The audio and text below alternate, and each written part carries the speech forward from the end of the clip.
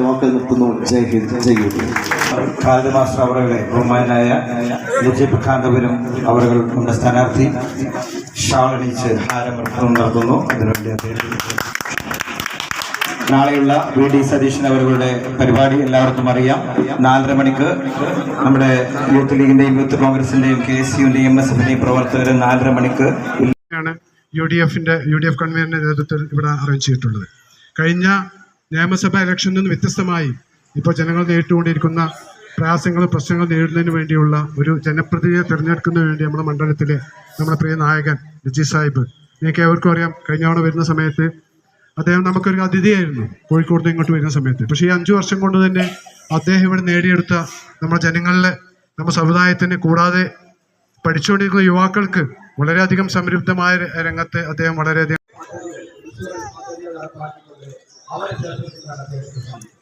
ഇങ്ങനെ ഓരോ വിഭാഗം ജനങ്ങളെയും ചേർത്ത് പിടിച്ചുകൊണ്ട് അവർക്ക് പറ്റുന്ന കാര്യങ്ങൾ ചെയ്തുകൊണ്ട് അവർക്ക് ആവശ്യമായ അവരുടെ മനസ്സറിഞ്ഞുകൊണ്ട് പ്രവർത്തിക്കുന്ന ഒരു MLA ആണ് അദ്ദേഹം. അതേപോലെ തന്നെ വിദ്യാഭ്യാസ രംഗത്ത് വളരെ വിപ്ലവകരമായ ഒരു പരിപാടിയാണ് അദ്ദേഹം നടപ്പാക്കിയത്. കേരളത്തിലെ 140 MLAമാരിൽ ഒരു MLAക്കും സാധിക്കാത്ത ക്രിയ എന്ന് പറയുന്ന വിദ്യാഭ്യാസ പദ്ധതിയിലൂടെ 78 ആളുകളെ പച്ചമഷി കൊണ്ട് ഒപ്പിടാവുന്ന തരത്തിലേക്ക് നജീബ് സാഹിബിന് ഉയർത്താൻ സാധിച്ചിട്ടുണ്ട്.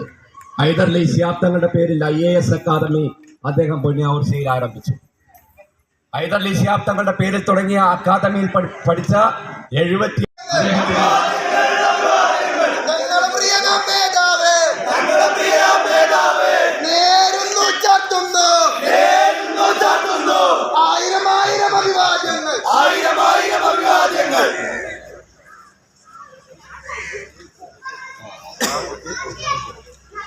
ഞാൻ ദീർഘിപ്പിക്കുന്നില്ല. ഇനിയും കുറെ 15 കേന്ദ്രങ്ങളിൽ ഞങ്ങൾക്ക് എത്തേണ്ടതുണ്ട്. രാത്രി 8 മണിക്ക് മുമ്പായി 15 കേന്ദ്രങ്ങളിൽ ഇതേപോലെ ആളുകളുമായി സംവദിക്കേണ്ടതുണ്ട്.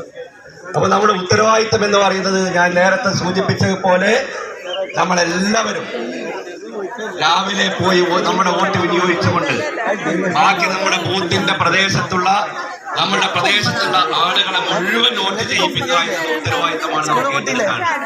ആ ഒരു ദിവസം നമ്മൾ കർമ്മനിരതമായി നിന്നു കഴിഞ്ഞാൽ അടുത്ത 5 വർഷത്തേക്ക് നമുക്ക് സുഖസുന്ദരമായ ഭരണം ഈ നാട്ടിലുണ്ടാകും. ആ കാര്യത്തിൽ യാതൊരു തർക്കവുമില്ല.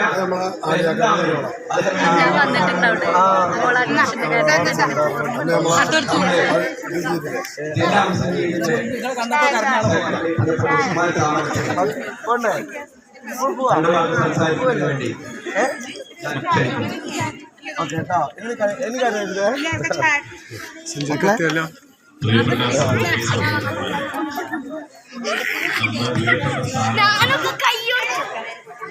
എത്തിച്ചേർന്നിട്ടുണ്ട്.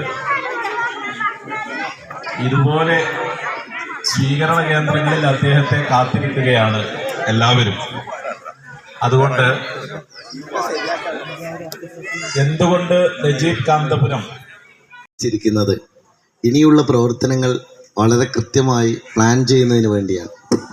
ഇവിടെ ഇരിക്കുന്ന എല്ലാവരും നമ്മുടെ പാർട്ടി പ്രവർത്തകരും മുന്നണി നേതാക്കന്മാരും അതുമായി അനുബന്ധമായി സജീവമായി രംഗത്തുള്ള ആളുകളുമാണ്. എനിക്ക് നിങ്ങളോടെല്ലാം അഭ്യർത്ഥിക്കാനുള്ള കാര്യം, കുട്ടികൾക്ക് സ്കൂളൊക്കെ അടച്ചു, നമ്മൾ ഫ്രീ ആയി, ഇനി എങ്ങോട്ടും വിരുന്നൊന്നും പോകണ്ട. ഇനിയുള്ള ദിവസം നമ്മൾ കൃത്യമായി നിങ്ങളെല്ലാ സുഹൃത്തുക്കളോടും അയൽവാസികളോടും പ്രിയപ്പെട്ടവരോടും എനിക്ക് വേണ്ടി വോട്ട് അഭ്യർത്ഥിക്കണം എന്ന കാര്യമാണ് ആദ്യമായിട്ട് ഞാൻ പറയുന്നത്. ഇപ്പോൾ നമ്മുടെ നാട്ടിൽ ഒരുപാട് കാര്യങ്ങൾ നമുക്ക് ചെയ്യാൻ സാധിച്ചിട്ടുണ്ട്. കഴിഞ്ഞ 5 വർഷക്കാലം ഞാൻ വിശ്രമമില്ലാതെ ജോലി ചെയ്തത് നമ്മുടെ നാട്ടിൽ വളർന്നു വരുന്ന വിദ്യാർത്ഥികൾക്ക് ഒരു പുത്തൻ പ്രതീക്ഷ കൊടുക്കാനാണ്. അത് നിങ്ങളുടെ മക്കൾക്ക് വേണ്ടിയാണ്.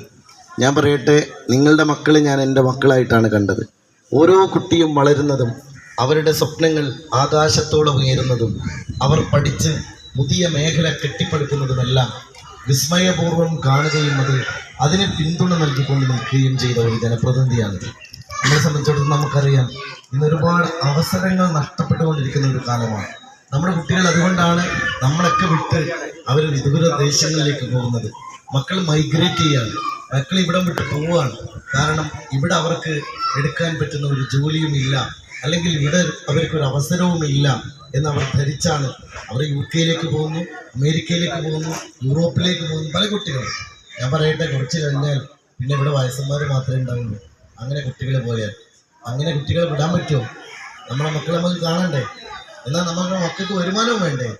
അപ്പം ഞാൻ ആഗ്രഹിക്കുന്ന ഏറ്റവും പ്രധാനപ്പെട്ട കാര്യം, എങ്ങനെയാണോ നമ്മൾ IAS അക്കാഡമി ഉണ്ടാക്കിയത്, എങ്ങനെയാണോ നമ്മൾ ക്രിയ ഉണ്ടാക്കിയത്, എങ്ങനെയാണോ വിദ്യാഭ്യാസ പ്രവർത്തനങ്ങൾ ഉണ്ടാക്കിയത്, അതിൻ്റെ തുടർച്ച എന്ന നിലയിൽ നമ്മളുടെ പെരിന്തൽമണ്ണയിൽ ഒരു IT പാർക്ക് കൊണ്ടുവരണം എന്നതാണ് ഒരു പ്രധാനപ്പെട്ട ലക്ഷ്യം.